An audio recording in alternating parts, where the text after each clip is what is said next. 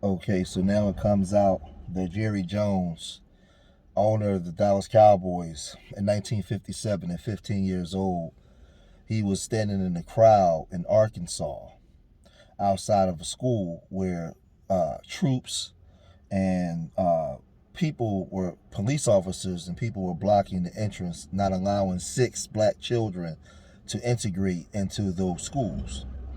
Jerry Jones is standing there. They have his head circled where pointing to who he was.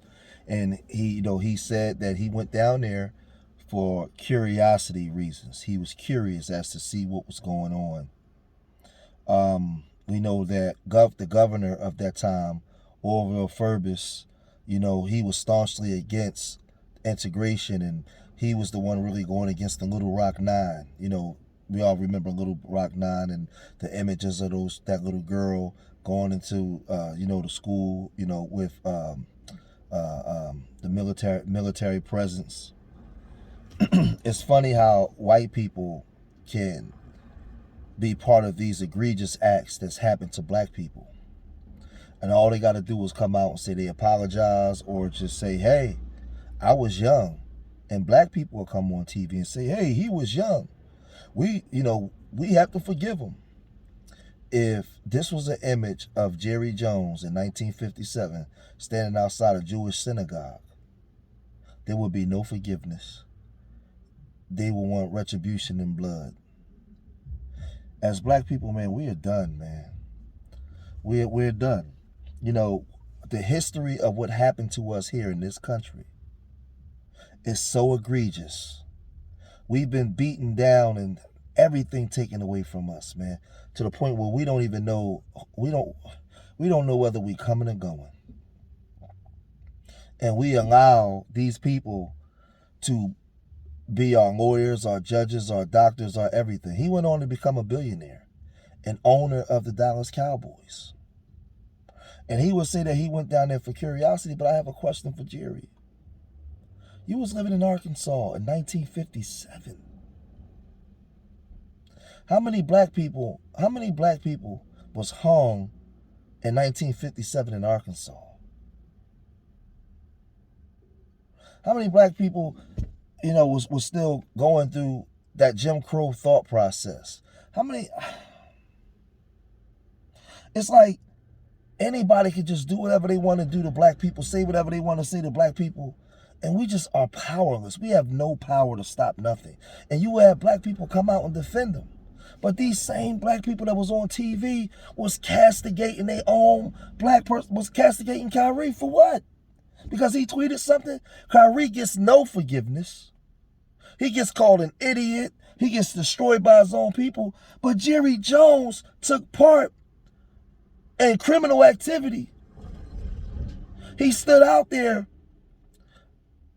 with people that was committing crimes against humanity. He's in the pictures. He's with them. And yet black people go on TV and defend them. We have no power. We have no power because we believe the lie. I'm at the belief now, the understanding that we behave the way we behave because we've been conditioned so long that we really believe that we're niggas. We believe that we less than. We might not admit it, but black people, they believe everything that the white people said about us. We're porch monkeys, we're shines, we're unable to compete. We have to have a white person at the end of every business deal because we're not capable, i.e. the music industry, the entertainment business, sports, working for Fortune 500 companies under the guidance of white people. Nothing of our own. We're very few. We're competing against them in a system of capitalism. We actually believe it. We complain about racism and white supremacy, but we send our kids to these schools every day.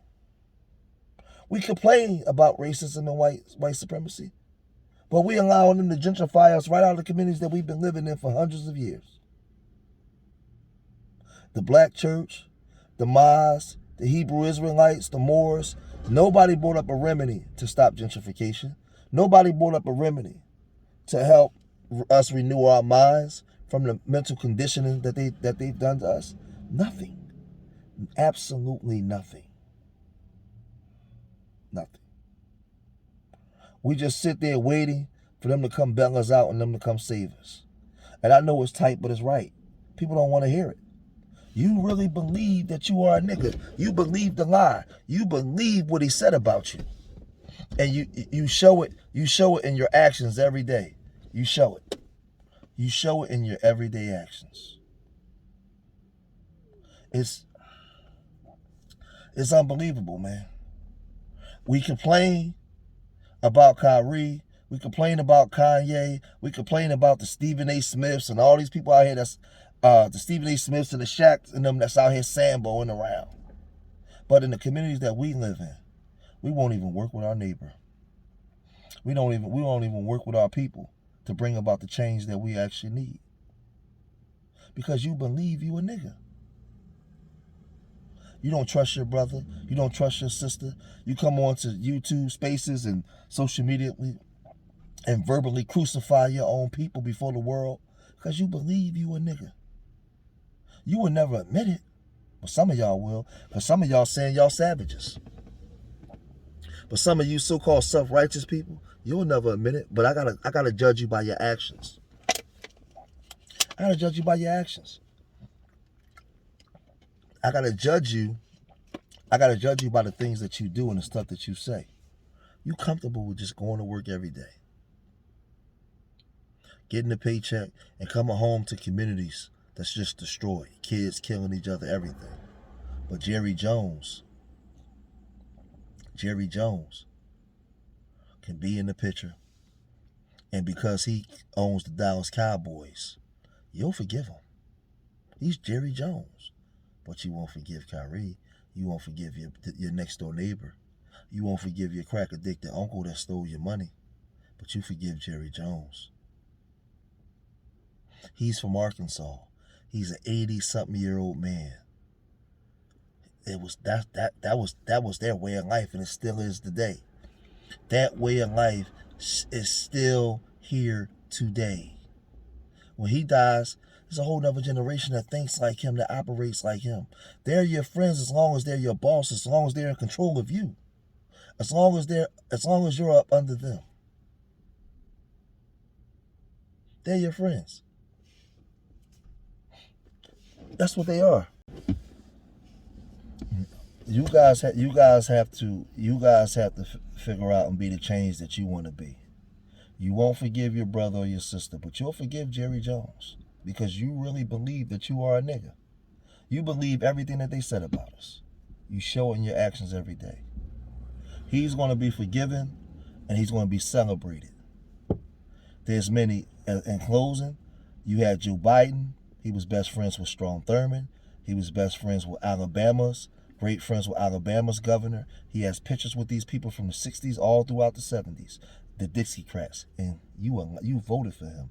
You allowed him to be your president because you really believe you are a nigga. You are incapable of doing things on your own without the guidance of them. And they know it because you show it to them every day. Countless numbers of senators and congressmen that's been racist towards us. We have a history. We don't use our history to empower us to move us forward.